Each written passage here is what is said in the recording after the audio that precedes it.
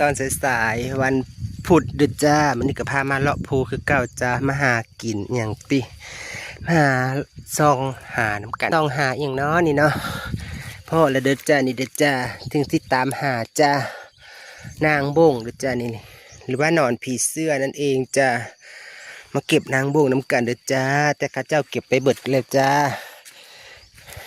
มาหาเล่มเอาน้ำก้นเข่าเด้อจ้ามาเก็บนางบงเด้อจ้ามาซองหาน้ำกันเด้อจ้า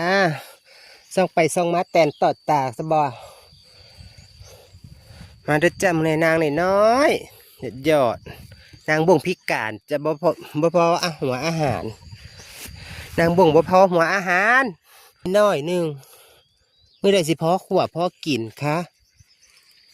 มาจ้ามาหาเราต่อกันค่ะมาหาซองหาน้ำกันเด้อจ้าซองหานางบ่งน้ำกันเด้อนางเน้นน้อยนางพิการนางบ่งพิการจ้านางบ่พอหัวอาหารใบขี้เหล็กเบิดก้อนนางเลยเป็นนางเป็นดวงเบิดก้อนจ้าเสร็จละหมดละบ่ค่ะนี่นางได้ก็ได้อี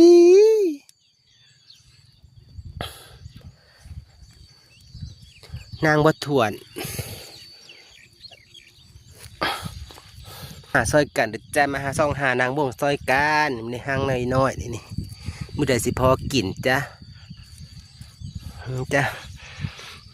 สำหรับคลิปนี้เอาไว้แค่นี้ก็เด้อจ้าขออนุญาตซองหาก็จ้าเดี๋ยวมันสิพอ